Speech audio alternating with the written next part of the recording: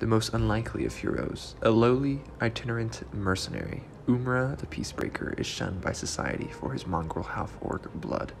Desperate to find work for himself and his band of fighters, Umhra agrees to help solve a rash of mysterious disappearances, but uncovers a larger, more insidious plot to overthrow the natural order of Evelium in the process. Hello and welcome to Liam's Lyceum. I am your host, Liam, aka Himvar. Today I'll be doing a spoiler-free review of Jeffrey Speight's Paladin Unbound.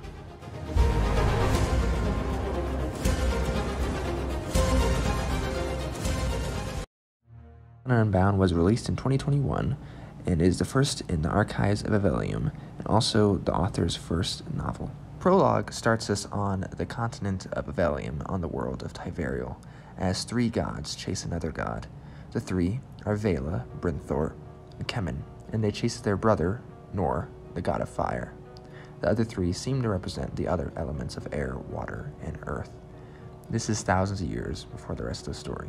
One of these gods goes back to the heavens, two of these stay on the earth in the form of beast, and the other is banished, essentially to hell.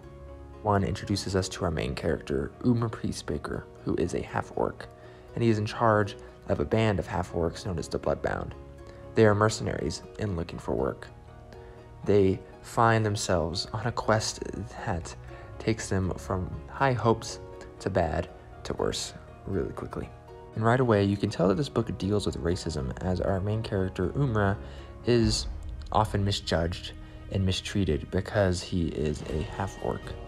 And also, the first part of the story is kind of separate from the second part. It starts off as a sort of sword and sorcery introduction, and the rest goes into more of the vein of Dungeons & Dragons epic fantasy. With that shift after the beginning part, you get less of the racism bits, but I felt like it was handled really well. I mean, and racism is generally, I feel like, handled pretty well because it doesn't really make much sense, and it only comes from the ignorance and sometimes arrogance of others. And so, but that really only covers the first part, or at least stands out in the first part, if I could say. If you ever watched any of my reviews, you know epigraphs are something I enjoy, and there are epigraphs here. There are several taken from different writings, such as books and letters, and there are generally two dates given for those. One when they were composed, and a second from when they were discovered or found. And interestingly enough, a lot of these were uncovered in the ruins of cities that the story takes place in. So I'm not exactly sure if that means that these cities get destroyed in a couple centuries, give or take, or if there's just parts of the cities that are ruins, and the cities are fine. I'm not exactly sure. But regardless, there are some epigraphs, and they do add to the story a lot of good content, and I really enjoyed them. I thought they were pretty well done. Main opposition or antagonist in this story is a group of people known as the Brothers of Resurrection. They are introduced through chapters that focus specifically on the villains, so to say, and I felt like these added a lot to the story. I really appreciate it when we do get the bad guy's point of view, essentially. And even though this story was short, I felt like they fit in, and there are not a lot of the villains chapters. In fact, I feel like it could have done better with having more in some cases. Instead, the chapters are nice and short with a great heroic fantasy feel, and the story has a particular similar feeling to Ode to Swords by David Weber, except for better paced. If you like vampires and other interesting baddies, you might like this. It's interesting how accepted in society something like a paladin would be, right, if you were thinking logically through this, but it's considered treasonous and heretical in this case.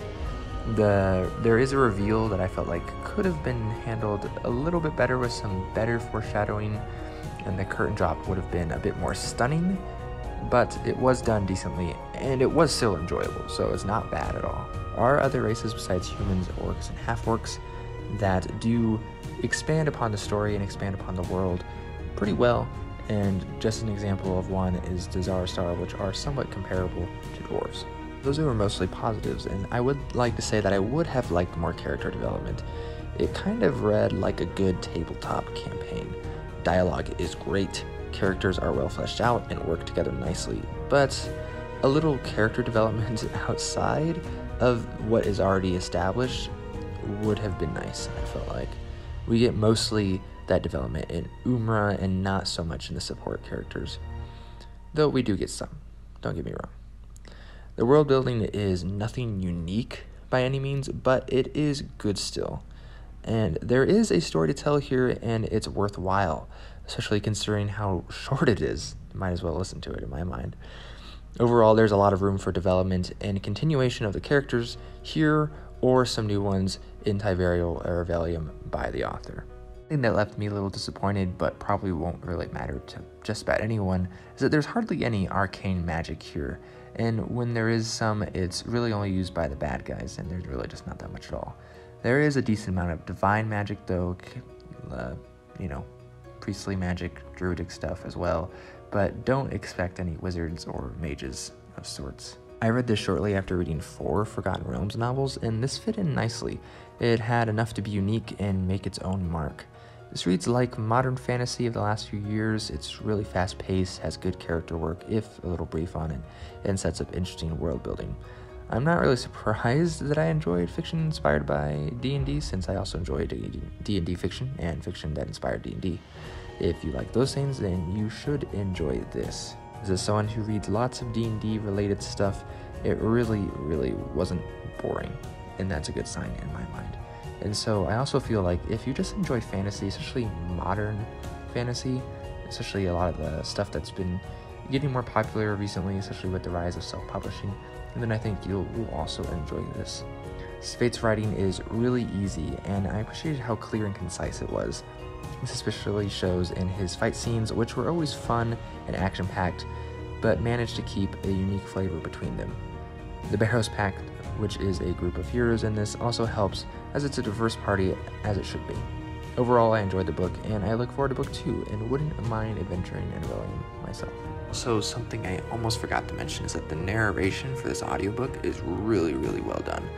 This narration only came out recently, I believe. I actually won a copy of it on Twitter in a giveaway, and that was pretty good for me. I'd actually just gotten a physical copy about the week before, and I really enjoyed the narration. So if you're big into audiobooks, as someone who's not, then this was well done. Anyways, let me know if you've read Paladin Unbound or if you plan on reading it. I would recommend it because it's definitely an easy, fun, comfortable read that is nice and short. But this has been Liam with Liam's Lyceum. I'll catch you next time.